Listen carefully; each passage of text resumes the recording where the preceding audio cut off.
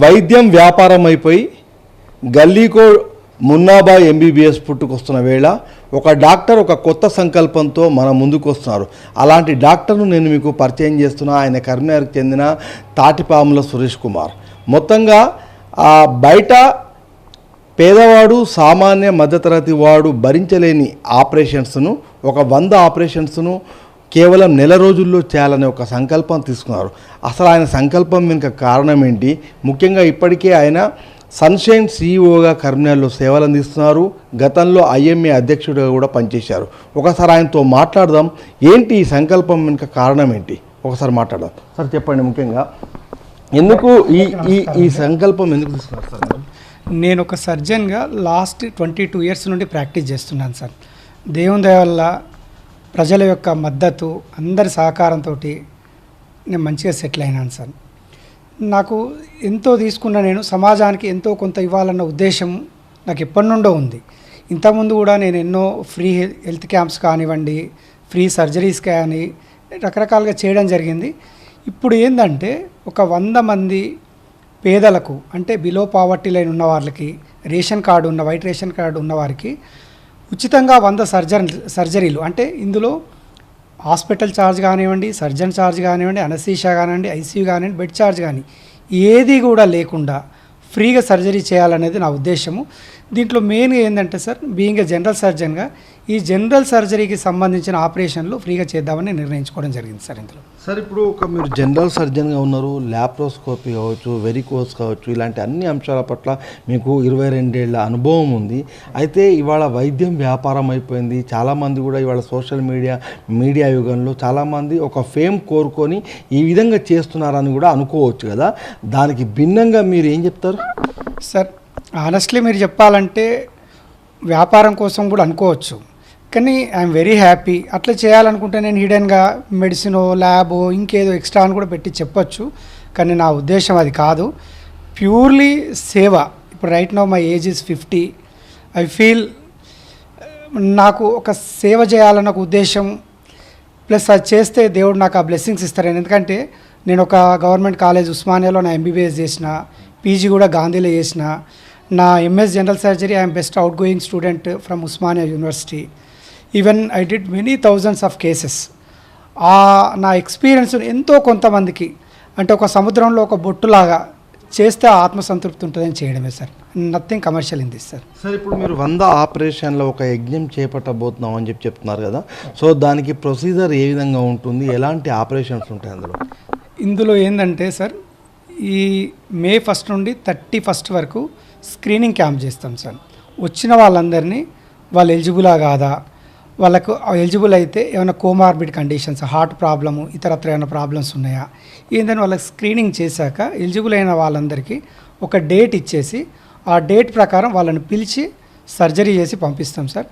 ఇందులో purely general సర్జరీకి సంబంధించినవి అంటే elective surgeries like thyroid surgeries కానివ్వండి, రొమ్ములో గడ్డలు కానివ్వండి, శరీరం పైన ఇతరత్ర ఎక్కడైనా గడ్డలున్నా కానివ్వండి, తర్వాత గాల్ బ్లాడర్ సర్జరీ. యూజువల్గా most of the gall bladder surgeries elective ఉంటాయి సార్, అవి కానివ్వండి.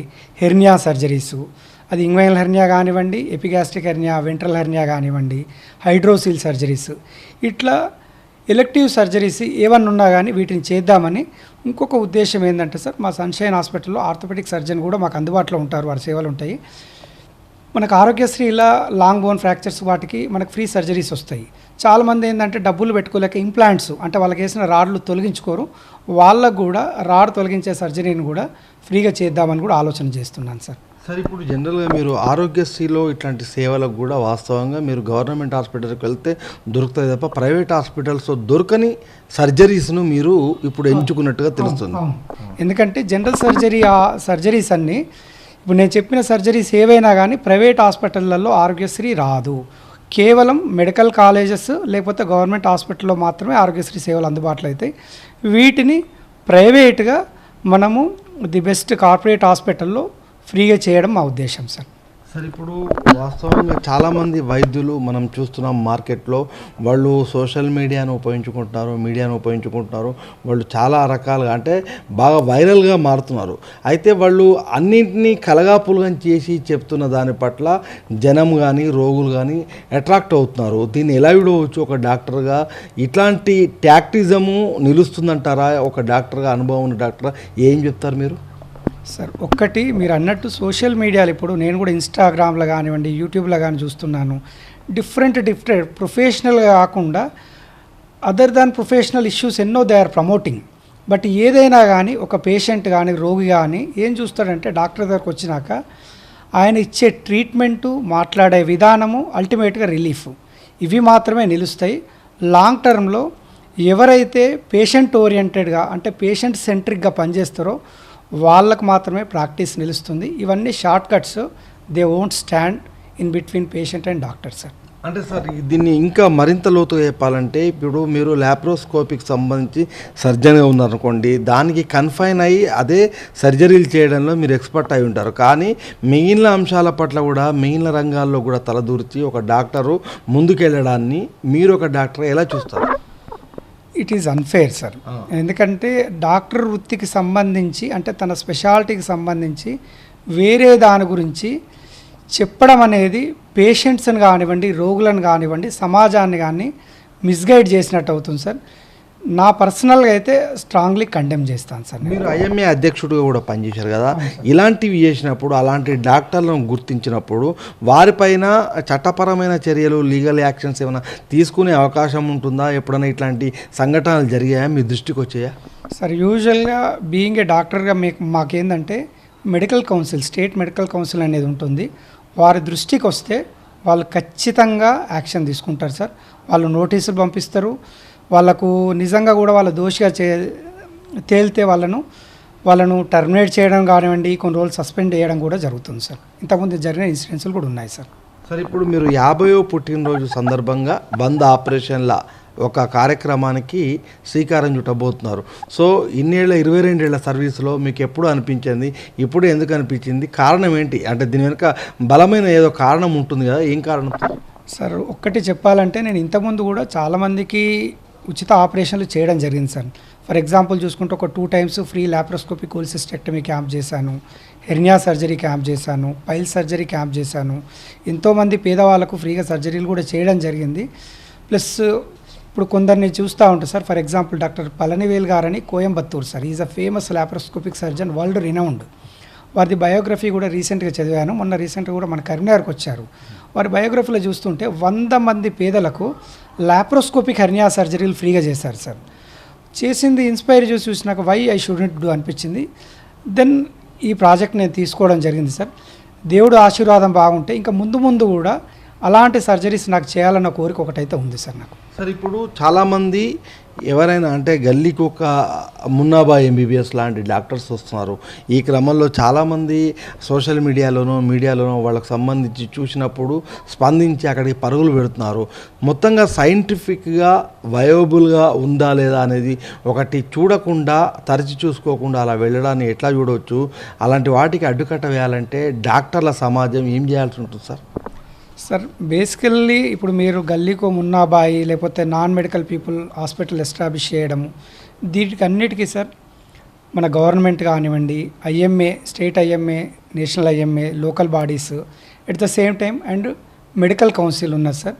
వాటి దృష్టికి తీసుకెళ్తే ఈవెన్ డిఎంహెచ్ఓ గారు కానివ్వండి, they are taking action sir. ఇంకొకటి కూడా ప్రజలు కూడా ఒక పేషెంటు డాక్టర్ దగ్గరికి వెళ్ళే ముందు తన క్వాలిఫికేషన్స్ ఏంది, తన ఎక్స్పీరియన్స్ ఏంది, వాళ్ళు చెప్పేది నిజమా కాదా అని దే షుడ్ క్రాస్ చెక్.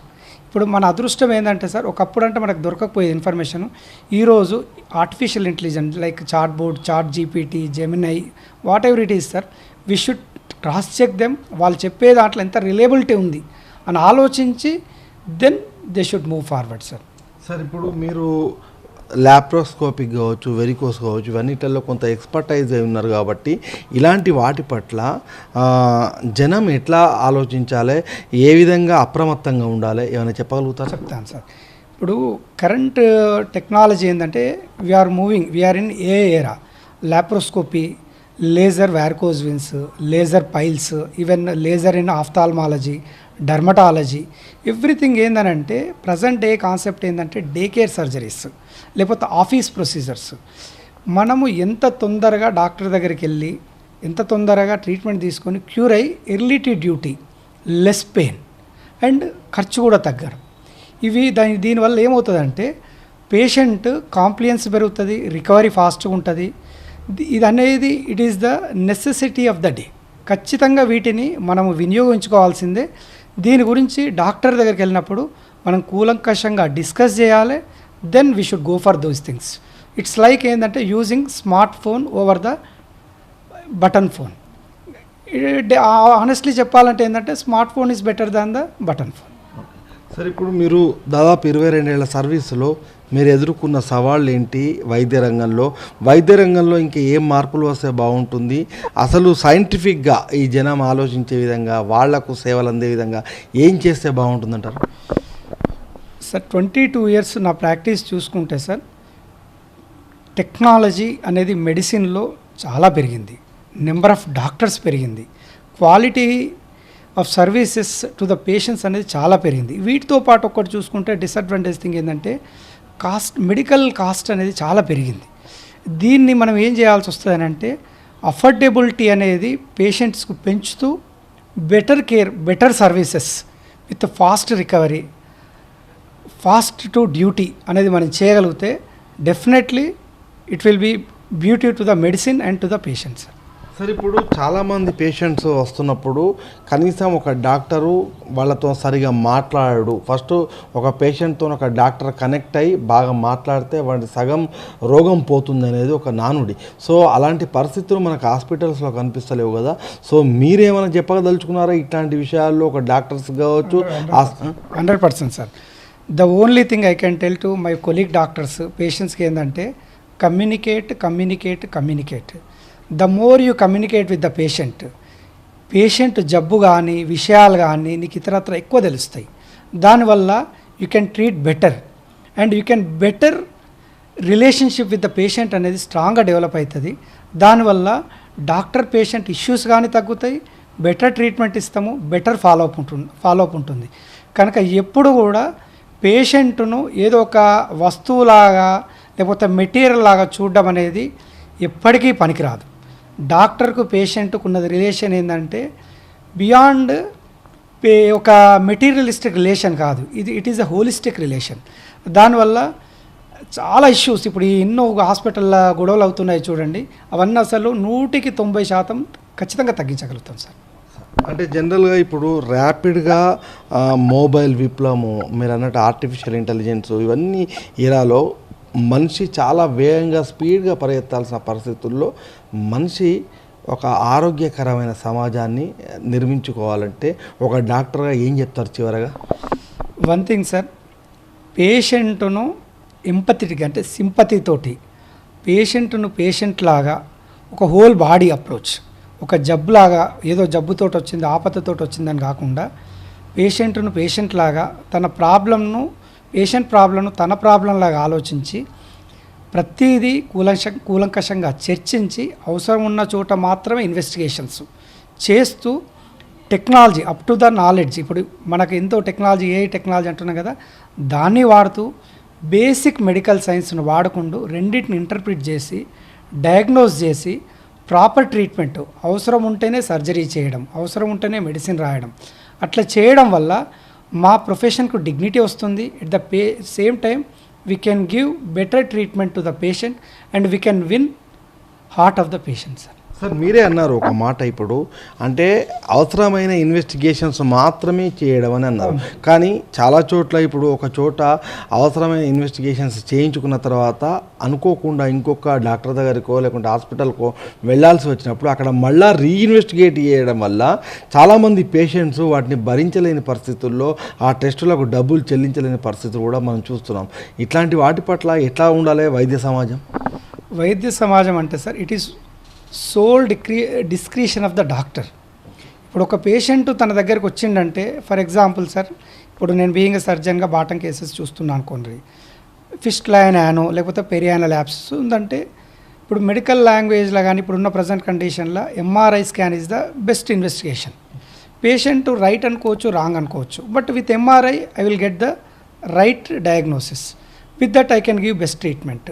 ఆ విధంగా అవసరం ఉండేది నేను రాయడం వల్ల పేషెంట్కు నష్టం లేదు, డాక్టర్ కూడా ప్రాపర్ ట్రీట్మెంట్ ఇస్తాడు. సేమ్ వే ఇన్వెస్టిగేషన్స్ బేసిక్ ఎంతో అవసరం అంత రాయాలి.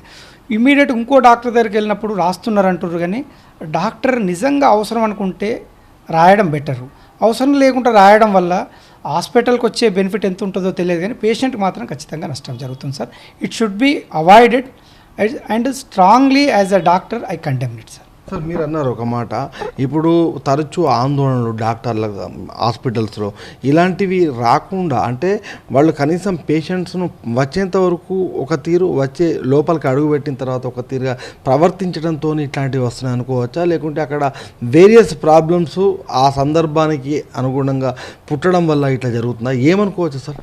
సార్ ప్రాబ్లమ్స్ జరగడంలో మీరు అన్నట్టు ఫ్యాక్టర్స్ తీసుకుంటే పేషెంట్ ఫ్యాక్టర్స్ ఉండొచ్చు, అటెండెంట్ ఫ్యాక్టర్స్ ఉంటాయి, even hospital factors, doctor factors. Sir ఇందులో ఏదైనా కానీ ఇంతకుముందు నేను చెప్పినట్టు proper communication, spending required amount of time with patient and patient attendants. Patient attendants కూడా వాళ్ళకి ఏ జబ్బుతోటి వచ్చిర్రు, ప్రాబ్లం ఏంది, ట్రీట్మెంట్ మేము ఏమి ఇవ్వదలుచుకున్నాము, ఇచ్చినా కానీ అవుట్కమ్స్ ఏముంటాయి అనేది క్లియర్గా ఎక్స్ప్లెయిన్ చేస్తే సార్ 90% ఆఫ్ ప్రాబ్లమ్స్ రాకుండా ఉంటాయి సార్. వీటిని ఎక్స్ప్లెయిన్ చేయకుండా, లేకపోతే పేషెంట్కు జబ్బు చెప్పకుండా ఫాస్ట్గా ట్రీట్మెంట్ ఇవ్వడము, ఇన్వెస్టిగేషన్స్ కూడా మేము రాసే ముందు ఇది దీనివల్ల ఈ యూజ్ ఉంటుంది, ఇది ఇలా ఉంటుందని మేము ఒకవేళ ప్రాపర్గా ఎక్స్ప్లెయిన్ చేస్తే 90% ప్రాబ్లమ్స్ ఉండవు సార్. నిజంగా కూడా ఎవ్రీబడి ఫీల్ హ్యాపీ సార్.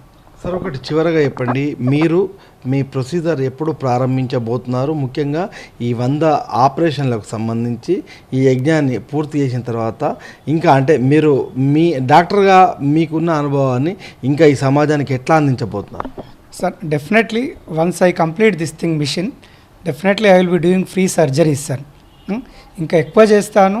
ఇప్పుడు నాట్ ఓన్లీ ఇప్పుడు మీకు చెప్పినట్టు సార్, ఇంతకుముందు గాల్ బ్లాడర్ చేసిన అన్న, పైల్స్ చేసిన అన్న, హెర్నియా చేసిన అన్న, అవి కాకుండా సార్ ఇంకొకటి out of the way I'm telling, నేను జగిత్యాల జిల్లాలో ఉన్నప్పుడు సక్షం ప్రెసిడెంట్గా పనిచేశాను సార్. సక్షం అనేది దివ్యాంగుల కోసం పనిచేసే సంస్థ. అప్పుడు 175 మంది దివ్యాంగులకు ఆర్టిఫిషియల్ లిమ్స్ ఉచితంగా ఇవ్వడం జరిగింది సార్. అలానే దివ్యాంగుల కొరకు ఉద్యోగ ఉపాధి అవకాశాలని ఇంకా డిఫరెంట్ ప్రోగ్రామ్స్ చేయడం జరిగింది సార్. లయన్స్ క్లబ్ ప్రెసిడెంట్గా కూడా చేయడం జరిగింది. దాని ద్వారా కూడా diabetic awareness camp, cancer awareness camp, ఇట్లా డిఫరెంట్ ప్రోగ్రామ్స్ చేయడం జరిగింది sir. Same way my intention, I pray the God to give me good health. At the same time నాకు ఈ ఉన్న సమయం, నేను తర్వాత ఉన్న సమయం ఖచ్చితంగా నన్ను ఈ పొజిషన్ నుంచి నా పేదలకు కానివ్వండి, ప్రజలకు కానీ ఇతరత్ర ప్రోగ్రాంలు, సేవాభావ కార్యక్రమాలు చేసుకుంటూ ముందుకెళ్తాను సార్. సార్ ఇప్పుడు మీరు ఈ కంఫర్ట్ జోన్ నుంచి బయటకు వెళ్ళి చాలా మెడికల్ కాన్ఫరెన్స్లకు కూడా వెళ్ళిన దాఖలాలు ఉన్నాయి. ముఖ్యంగా ఇండోర్ వంటి ప్రాంతాలకు, వేరే ఇతర స్టేట్స్కి కూడా వెళ్ళారు. సో అక్కడికి వెళ్ళినప్పుడు ఇతర డాక్టర్లతోని, ఇతర స్టేట్స్కి సంబంధించిన వాళ్ళతోని మీరు కలిసినప్పుడు వాళ్ళ భావాలు ఎట్లా ఉంటాయి, మనం ఎట్లా వాళ్ళతో ఏమైనా నేర్చుకోవచ్చా, ఎలా ఉంటుంది సార్ మొత్తంగా? డెఫినెట్లీ సార్, మనము కాన్ఫరెన్స్ నేషనల్ లెవెల్ కానీ స్టేట్ లెవెల్ వెళ్తే ఒక్కొక్కళ్ళు ఎంత హార్డ్ వర్క్ చేస్తుంటారంటే, వాళ్ళు డైలీ ప్రొద్దున మొదలు పెడితే రాత్రి వరకు పేషెంట్కి నేను ఎట్లా బెస్ట్ సర్వీస్ ఇవ్వాలి, ఏ విధంగా టెక్నాలజీ వాళ్ళు నేర్చుకున్నది 10 మందికి షేర్ చేసుకోవాలి, షేర్ చేసుకోవడం వల్ల క్వాలిటీ ఆఫ్ లైఫ్ ఇంప్రూవ్మెంట్ ఎలా చేయాలనేది మనకు చాలా విషయాలు తెలుస్తుంది సార్. ఇంతకుముందు నేను చెప్పినట్టు పళనివేల్ సార్ అని. ఇంకొక ఎగ్జాంపుల్ చెప్పాలంటే సార్, డాక్టర్ పంకజ్ గార్గ్ అని చండీగఢ్లో ఉంటారు sir. Garg fistula and research centre అని ఉంటుంది. తను జనరల్ సర్జన్ ఒక 20 ఏళ్ళు ప్రాక్టీస్ చేసినాక ఈ స్టాప్డ్ జనరల్ సర్జరీ ప్రాక్టీస్, ఈ started exclusive fistula centre. Is world renowned surgeon. తన దగ్గరికి మిడిల్ ఈస్ట్ కంట్రీస్, యుఎస్ నుండి, రష్యా, చైనా నుండి వచ్చి ఫిస్ట్లా కోసం ఎక్స్క్లూసివ్ ట్రీట్మెంట్ ఇస్తూ ఉంటాడు. దానివల్ల మనం ఇన్స్పైర్ అయ్యి మనం ఏదో ఒక స్పెషాలిటీ వల్ల దానికి డెడికేట్ అయ్యి బెస్ట్ కేర్ ఇవ్వాలనేది మనకు ఆలోచన స్టార్ట్ అయ్యి, పేషెంట్స్ కూడా మన కరీంనగర్ లెవెల్లో కూడా ఎందుకు వై కాంట్ ఐ గివ్ అన్న థాట్ ప్రాసెస్ స్టార్ట్ అవుతూ ఉంటుంది sir. And we can deliver that treatment to our patients sir. Sir thank you thank you sir thank you sir. ఇది ముఖ్యంగా ఇక్కడ మనకు తాటిపాముల సురేష్ కుమార్ డాక్టర్ చెప్తున్నారు. ఆయన చెప్తున్నా ఏంటంటే చాలా కాన్ఫరెన్స్లకు వెళ్ళినప్పుడు మిగిలిన వైద్యులను కూడా చూసినప్పుడు ఎన్నో రకాల ఇన్స్పిరేషన్స్ కూడా మనలో కలుగుతుంటాయి. అదేవిధంగా తన 50వ పుట్టినరోజున 100 సర్జరీలు చేసి ఈ ఆపరేషన్ల యజ్ఞానికి శ్రీకారం చుడతాను. ఆ తర్వాత కూడా ఈ సమాజాన్ని నుంచి తాను ఎంతో కొంత పొందినప్పుడు ఆ సమాజానికి కూడా అంతే కొంత తిరిగి ఇచ్చేందుకు ఈ సంకల్పం తీసుకున్నా అని చెప్పేసి ఆయన చెప్తున్నారు. కెమెరా పర్సన్ సతీష్తో రమణ, సాక్షి టీవీ, కరీంనగర్.